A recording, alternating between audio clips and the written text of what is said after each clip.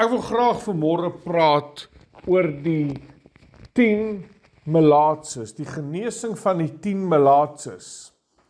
Nou, as julle lees in die woord van die Here, lees ons van hierdie geval en van hierdie insident, en dan lees mens net daaroor.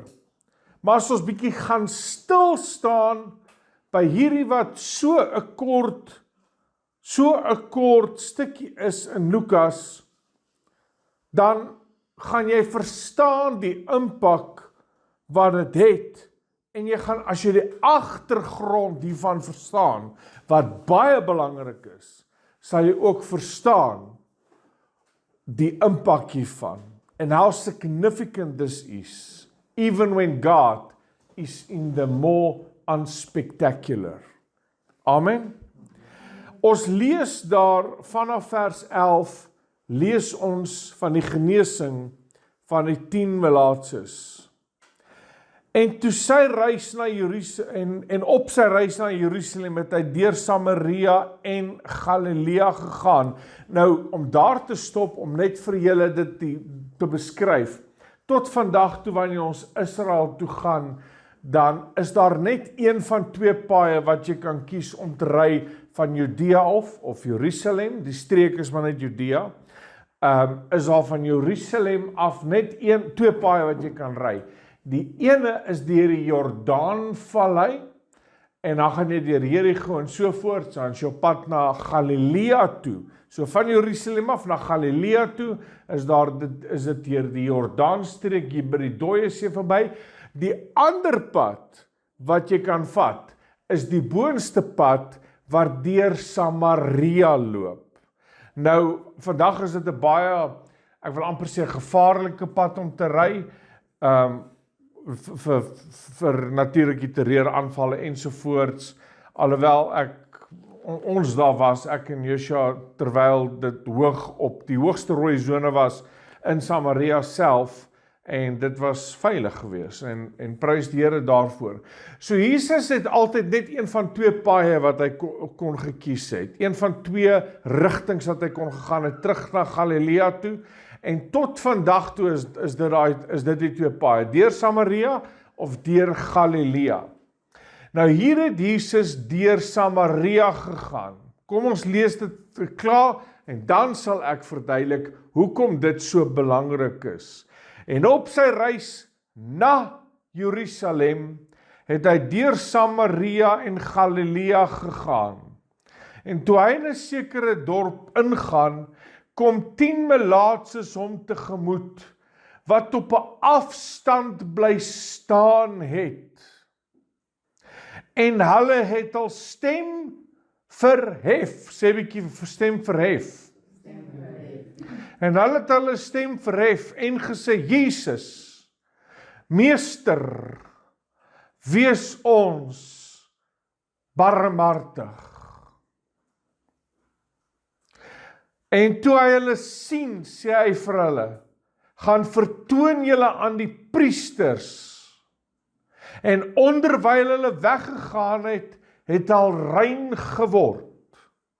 En een van hulle, toe hy sien dat hy gesond was, het omgedraai en God met 'n groot stem verheerlik.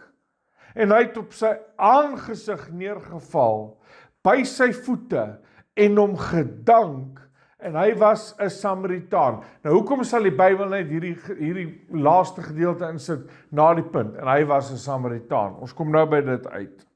En hy was 'n Samaritaan. Toe antwoord Jesus en sê, het 10 nie rein geword nie? En waar is die 9? Ek kan amper die disippels sien hulle nekke uitstrek oor Jesus se skouer en rondkyk en kyk of hulle die ander 9 sien, maar hulle sien niemand, hulle sien net hierdie Samaritaan. En ek sal nou verduidelik hoekom dit, vergewe my, die in Engels spectacular is. Was daar, Jesus gaan aan om te sê in vers 18, was daar onder hulle te vind, niemand onder hulle te vind wat omgedraai het om God te verheerlik, behalwe hierdie vreemdeling nie. En hy sê vir hom, staan op, gaan Jou geloof het jou gered. Nou geliefdes, weer eens die agtergrondkennis. Ek het vir jou vertel, as 2 paaie wat jy kon gekies het. Die een het deur Samaria gegaan. Nou tot vandag toe, as jy na Israel toe gaan, en jy gaan na Samaria toe, kom jy by 2 berge uit, waarvan ons lees in Deuteronomium 27 en 28, die berg Ebal en die berg Gerizim. Die berg van vervloekinge en die berg van seëninge. Nou op die berg van Gerizim is waar die Samaritane bly. Wie is die Samaritane? Hoekom is dit belangrik dat ek hierdie inligting met jou deel? Jy gaan nou agterkom. Die Samaritane tydens die verstrooiing van Israel, die noordelike stamme, toe hulle in ballingskap uitgegaan het na Assirië toe onder koning Sanherib van die Ou Testament nou, toe hulle verstrooi was na Assirië toe. Ons praat nou nie van die Israeliete of die Jode wat in die suide was, wat later na Babylon toe was. Ons praat nou eers van die eerste verstrooiing. Hulle het na Samaria toe gegaan, na Assirië toe gegaan. Maar in Samaria, waar die Assiriërs gekom het, en het hulle daar al die stede, 46 in totaal, het hulle die stede vernietig en verwoes, koning Sanherib. En toe hy by Jerusalem kom, kon hy Jerusalem nie gevat het nie. Hoekom nie? Is daar enigiemand wat dalk net 'n hint het wat het gebeur? Wel, as jy in jou Bybel lees, lees jy van koning Hesekia, wat in Jerusalem was, en wat biddend was, en wat na Sanherib se dreigemente geluister het, en koning Hesekia het voor die aangesig van die Here gegaan, en Sanherib se dreigemente voor die Here bekend gemaak, toe sê Jesaja, moenie worry nie, wees nie bevrees nie, die Here sal hulle vernietig. Maar ons weet dat koning Sanherib met die Assiriërs was 'n baie brutale volk gewees, 'n baie brutale, ek gaan nou nie hier in detail ingaan, wat het hulle alles uitgedink nie, the things that they invented, maar torture, wat is dit in Afrikaans, mishandeling en sovoorts, wat hulle sekere mishandeling tegnieke wat hulle uitgedink het. Maar toe hy tot by Jerusalem kom, die weermagte, die leermagte van Sanherib, toe een aand toe trek daar 'n engel van die Here uit, en hy verslaan 185.000 man. Toe vlug Sanherib terug na Assirië toe, en hy is toe daar in sy tempel, toe kom sy seuns en maak hom dood. So die een stad wat hy nie in besit kon geneem het nie, was Jerusalem gewees, en Jerusalem was natuurlik gespaar gewees, maar om terug te kom na die Assiriërs toe, die 46 stede wat hulle verower het en vernietig het, natuurlik wat gebeur het is, hulle het al die manne en vroue en kinders weggevoer na Assirië toe, al die Israeliete van die noordelike ryk, het hulle weggevoer na Assirië toe, maar daar was 'n klein groep arm Israeliete gewees, arm en miskien bietjie, afgemat en afgeleef, maar veral hulle was baie arm gewees. Hulle het toe aangehou bly in Samaria, wat die hoofstad van Israel in daai tyd was. Onthou Israel 2 koninkryke, ek wil julle nou nie die mekaar maak nie, maar Israel 2 koninkryke, dis die suidelike koninkryk gehad, wat Jerusalem was, en natuurlik die noordelike koninkryk wat Samaria was, maar nou, dis nou maar net van interessantheid, want my brein werk altyd in die tegniese fyn goeders. Maar nietemin, toe hy daar in Samaria sê Sanherib, los hierdie arm Israeliete hierso.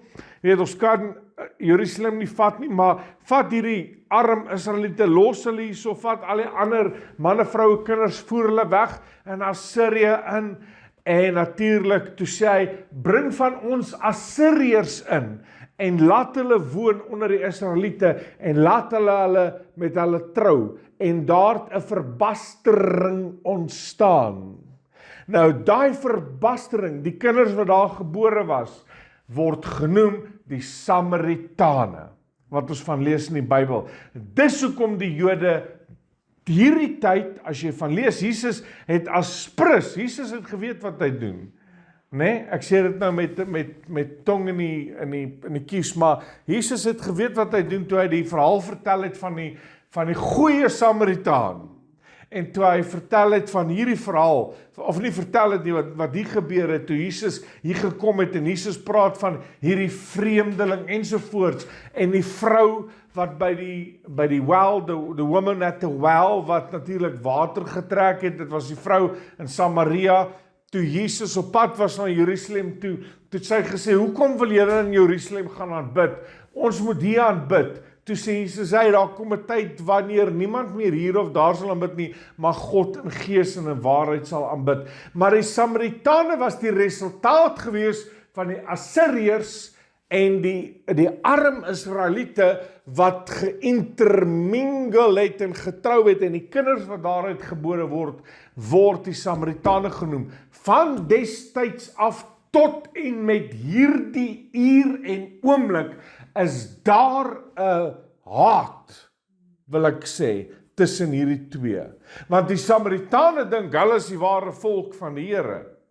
En die Jode dink hulle is die ware volk van die Here. Die Samaritane, ek was daar, hulle het hulle plek waar hulle tot vandag toe, waar hulle offers bring, amper soos 'n tempel, het hulle offers, hulle bring offers daar, hulle slag, hulle doen al die rituele van die Ou Testament ensovoorts. Die Jode doen dit nog nie, want hulle wag vir die tempel om gebou te word op die berg, en hulle sê, sien, as gevolg van dit, ons is meer, en hulle was daar al die jaar, so die Samaritane, so hulle kon mekaar nie verdra het nie. Dis hoekom toe Jesus ook by die wat is die Afrikaans, die well, toe Jesus by die watergat gesit het van Jakob, by die put van Jakob, ekskuus mense, my gebrein werk in Engels en ek praat Afrikaans, maar toe Jesus by die put van Jakob sit, toe kom die vrou uit en sê, hoe is dit dat u wat 'n Jood is, met my spreek wat 'n Samaritaan is? Sien jy moet die agtergrond verstaan, jy moet die divisie verstaan, en Jesus het soms deur Samaria gegaan, en dan gaan Jesus deur Samaria, dink bietjie aan Johannes en Jakobus, dan gaan Jesus deur Samaria, dan stuur Jesus sy disippels vooruit, dan kom die disippels, veral Jakobus en Johannes, kom hulle daarvoor uit in Samaria en sê, luister, die Jesus Christus van Nazareth, ons meester, ons is op pad na Jerusalem toe, en toe hulle hoor, Jesus is op pad na Jerusalem toe sê hulle, nee, laat Jesus nie deurgaan nie, hy sê welkom nie, want hoekom, Jerusalem is waar die tempel, sien jy die divisie toe sê die twee disippels, Here moet ons vuur uit die hemel uitbid, laat dit op hierdie mense kom. Toe sê Jesus, julle weet nie van hoe danige volk julle is nie, Seun van die mense het gekom om mense te red, nie mense te verdelg nie. Dis net bietjie die agtergrond om vir jou te verstaan van die Samaritane. So daar was daai geweldige, ek het nie 'n ander woord daarvoor nie, maar daai haat en daai friksie wat tot op hierdie oomblik aangaan. Want hierdie een dink hy is die volk van die Here, en daai dink hy is die volk van die Here, tot op hierdie oomblik. En hierdie verhaal wat gebeur het, is so prominent. Jesus loop, en terwyl Jesus loop, my geliefde broer en suster, kom daar 10 melaatses om tegemoet. Nou, volgens die Ou Testament, mag die melaatses natuurlik glad nie onder die volk gekom het nie, dit was baie aansteeklik, en onlangs het ek net so kortlikse studie gedoen, besef jy dat tot vandag toe melaatsheid nog bestaan? Gaan doen self julle ondersoek dat melaatsheid bestaan tot vandag toe, maar in hierdie dae, en veral tot 'n paar jaar terug, was daar nie 'n oplossing vir melaatsheid nie, en melaatsheid was baie aansteeklik geweest, so die melaatses het altyd 'n klokkie gedra, sodat as iemand op 'n sekere pad loop, het hulle die klokkie gelei, om te laat weet, luister, ons is melaats, bly weg van ons, en of hulle moes uitgeroep het, melaats, en dan moes die volk weggebly het, en van hulle af, hele end geloop het. Maar hier kom hierdie 10 melaatses, en hulle hardloop Jesus tegemoet, en hulle het op 'n afstand bly staan. Jy sien, hulle het nie nader gekom nie, as gevolg van die wet, natuurlik, en as gevolg van die hoogs aansteeklikheid hiervan. En hulle het hulle stemme verhef. Hier's iets interessant vir my rondom dit, waartoe ek nou weer gaan terugkom. En hulle vra, Jesus, wees ons barmhartig. Nou, toe sê Jesus, gaan vertoon julle aan die priesters. So, in die Ou Testament, wat gebeur het, as die melaatses genees was, moes hulle gegaan het na die priesters toe, dat die priesters hulle rein kon verklaar het. Maar hier gebeur iets baie interessant in hierdie verhaal, wat vir my so kosbaar en opvallend is hierdie week toe ek het gelees het, dat terwyl al 10 van hulle weghardloop, sê die onderwyl hulle weggegaan het hulle gesond geword. En een het omgedraai en voor die voete van Jesus geval en met 'n groot stem Jesus verheerlik, God verheerlik en dankie gesê. Hoekom is dit so prominent? Jy sien, ek en jy, ons lees die Bybel wat hy daar sê, en een van hulle, toe hy sien dat hy gesond was, het omgedraai en met 'n groot stem en God met 'n groot stem verheerlik. Ons lees net oor dit. Hey, kom ons stop dit gou vir 'n oomblik daar. Melaatsheid het gemaak dat as jou vel jou vingers het begin afval, jou ore het begin afval, jou stukke van jou vel het afgeval, jy kon nie eers meer praat nie. Dit was moeilik om te praat. Dit was verskriklik moeilik. Want hoekom? Die melaatsheid tas alles aan. Maar hierdie man, toe hy sien hy's gesond, val hy voor Jesus neer en hy het God met 'n groot stem verheerlik. Hy gee sy alles en hy verheerlik die Here. Kan jy sien, ons lees net oor dit, maar in sy pyn, ja, hy is gesond, maar ons weet nie, wat is die hele situasie, of was die genesing nog besig om plaas te vind, of was dit onmiddellik, of hoe ook al dit mag wees nie, daar sekere redes hoekom ek dit sê, wat ek nie nou in gaan nie, maar hy het met 'n groot stem God verheerlik, en hy het op sy aangesig geval, en Jesus verheerlik, hy het met 'n groot stem Jesus verheerlik. En Jesus sê natuurlik dat hierdie een, nou kyk Jesus na hierdie een en hy sê dat hy 10 nie rein geword nie. En daar was net, en waar is die 9? Jesus vra, en waar is die 9? Was daar niemand onder hulle om God te vind, om God te verheerlik nie, behalwe hierdie? Jy sien, ons lees dit oor dit, maar ons verstaan nie hoekom dit 'n vreemdeling is nie. Verstaan jy nou hoekom dit 'n vreemdeling is? En Jesus sê die vreemdeling. Jy sien, gaan kyk bietjie. Mense, luister wat ek sê. Gaan lees die woord van die Here, die Nuwe Testament. Dan sal jy sien, die volk, ek wil hê julle moet luister wat ek sê. Julle lyk so ver en vervreemd van my af vandag. Die volk was so geneig en lief daarvoor vir wat Jesus gehad het om te offer, maar hulle het hom nie lief gehad nie. Nie meeste, inteendeel. Hulle het met die grootste blydskap die hand van God aanvaar, maar nie God aanvaar nie. Wat sê jy daarby? Hulle het met die grootste blydskap, die genesing, die verlossing, die opwekking van dooies, die vermeerdering van brode en visse, en Johannes sê, as alles verkondig moet word, sal al die boeke in die wêreld nie genoeg moet wees, om te sê, wat Jesus alles Hulle was bly om al daai, die volk was bly, die hele volk was bly, om alles te aanvaar, die duiwels het uitgegaan het, en die melaatses het genees het, maar, hulle wou nie Jesus gehad het nie. Hulle wou die hand van God gehad het, hulle wou nie God gehad het nie, want Jesus is God. Hulle wou die hand, die genesing van die Here gehad het, maar nie die Here gehad het nie. Hulle mis, net soos hierdie melaatses, hulle hardloop weg, en hulle word genees, en hulle vergeet van die meester. En hulle hardloop en hulle gaan vertoon hulle. Maar die Samaritaan kom terug, en hy val op sy aangesig. En ons weet nie hoe hy God verheerlik nie. Maar jy sien in sy verlaagde posisie, sy vernederde posisie, kom Jesus en hy tel hom op. En hy sê vir hom, jou geloof het jou gered. Dis wat hy daarso sê, is dat, en vers 19, en hy sê vir hom, staan op, gaan, jou geloof het jou gered. Anders het jou genees, maar het gered. Die 9 het die genesing gekry. Die 9 Jode, want daai 9 was Jode gewees.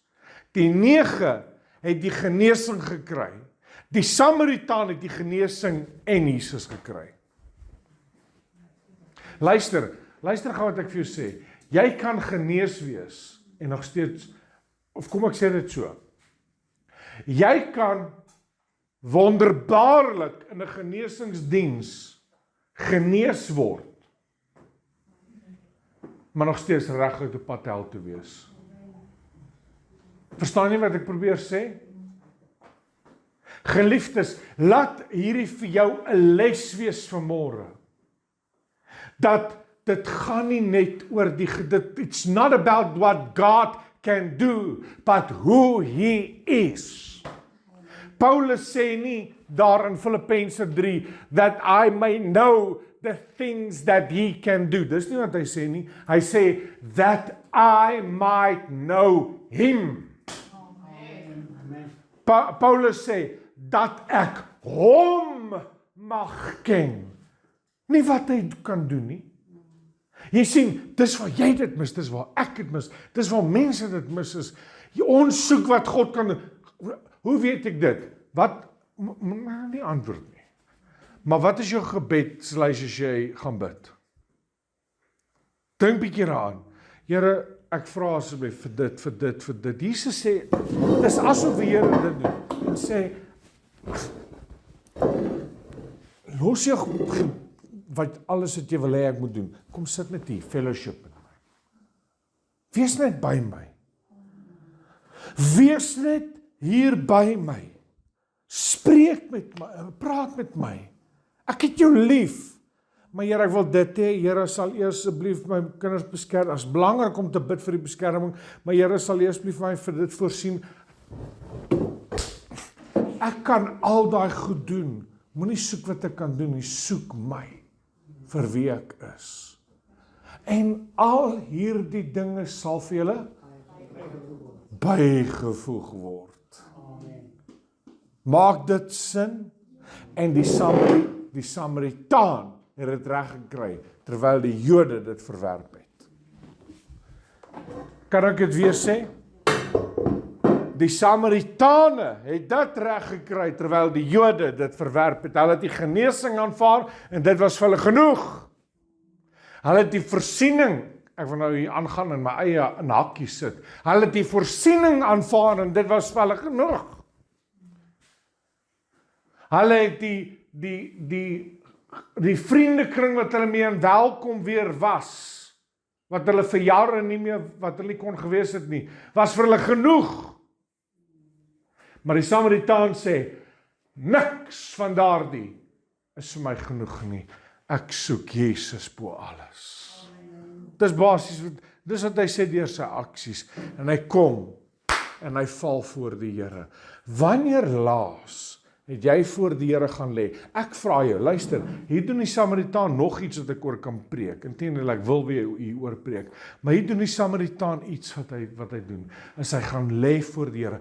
Wanneer laas is jy wat jy gaan lê het voor die Here of kniel het voor die Here? Jy sien? Wanneer laas was dit? Wanneer laas het jy dit gedoen? En net just be with the Lord. Ek het in hierdie week so ontmoeting met die Here gehad. So 'n ontmoeting. En al wat die Here sê is, ek gaan nie my gebed met jou deel nie, maar hierdie week, ek wil net iets korts deel, en dit gaan ek in kort opsom en nie sluit ek af, want hierdie is tussen my en die Here. Maar hierdie week gaan ek in gebed,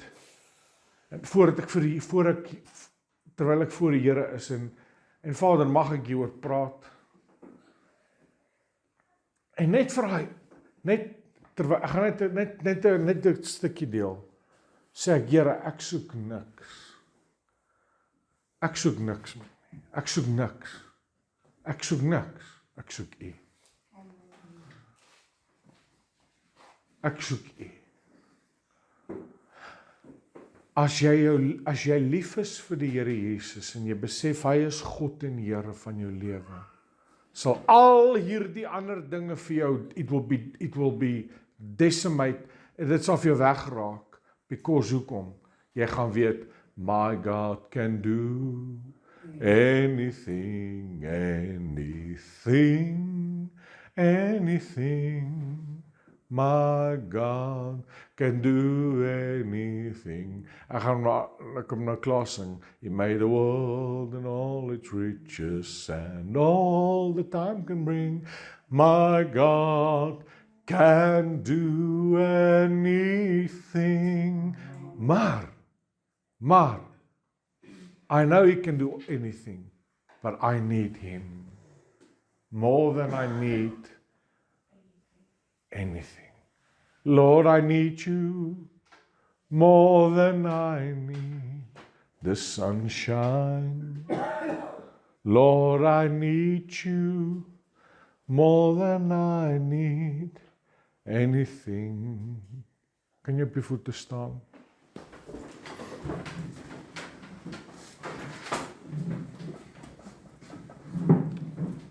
O, dierbare, kosbare, Heilige Gees, dankie vir die teenwoordigheid. Here, U het by mense kom stil staan in hierdie dag. U het by hulle kom stil staan en net weer vir hulle gesê, focus! Focus on that which it's all about, it's about me. Soek my kind, en al die ander dinge sal vir jou bygevoeg word. Kyk nie na die res van wat ander het, of wat ander kan doen, maar soek my, en alles sal bygevoeg word. Want ek weet, dat jy benodig, al daai dinge wat jy my voorvra, die heidene soek dit ook, en vir hulle word dit gegee. Maar soek eers die koninkryk van God en sy geregtigheid en al hierdie dinge sal vir julle bygevoeg word. Geraskor mendreviste la bardo gondriste wil. Here, hier's mense wat hier staan wat deurbrake nodig het, wat net soos hierdie melaatses, hulle deurbrake nodig gehad, hulle het versoeke gehad. En U, terwyl hulle die Messias gehad het, Here, ons kan nou maklik sê, ja, ons sou verkies het om net by Jesus te bly, het hulle teruggedraai en het hulle versoek ontvang, maar een het eintlik gesê, in te ware, ek wil by U bly. Hy het God met 'n groot stem verheerlik, deur sy pyn heen, en toe hy U verheerlik, toe sê U, gaan heen, jou geloof het jou gered, en Here, dis daar waar hy volmaak glo ek genees was, van alles, vingers wat terug is, wat ook al die geval mag wees, but ook spiritual salvation. Wil jy net so 'n bietjie vir die Here sê, Here, ek het my fokus verloor. Druk net my kompas weer in lyn met U. Help my net om te fokus en te konsentreer. Hou my, Here, help my om my oë op U te hou. Want dit is so maklik om te sê, keep your eyes upon Jesus. Maar Here, help ons om dit te doen. Help ons om dit te leef. Nie net te, help ons te leef. Al hierdie dinge sal vir ons bygevoeg word. Help ons om nie die hand van God te soek vir wat U kan doen nie, maar U te soek vir wie U is. En ek wil bid, laat die Heilige Gees op elkeen sal neerdal, in Jesus magtige naam. Kom breek elke juk en band, en ek bid dit in Jesus naam. Wil jy net 'n bietjie jou hand verhef, en net sê, Here Jesus, bid saam, hy sê, Here Jesus, Ek het U lief bo alles. Vergewe my dat dit vir my begin gaan het oor allerhande ander dinge. Help my om net op U gefokus te bly. In Jesus naam. Vader, ek wil vra, seën hierdie mense. Seën hulle, en ek vra, stuur hulle tog, eer ons bid, ons stuur hulle onder die bloed van die Here Jesus, stuur hulle onder die gemeente, ons bid oor hulle, die liefde van God die Vader, die Here, die genade van ons Here Jesus Christus, en die gemeenskap met die Heilige Gees, bid ons oor elkeen. Ons bid dit in hierdie week wat kom, that they will readjust their focus, to stay focused on Jesus. En ek bid dit in Jesus naam. Geef vir hulle die begeerte in hulle hart, om tyd in hulle binnekamer alleen met U te spandeer. En ek bid dit in Jesus naam. En so sal dit wees, in Jesus se magtige naam. Amen en amen. Kan ons die Here net 'n lofoffer? Het hierdie boodskap vir julle iets beteken?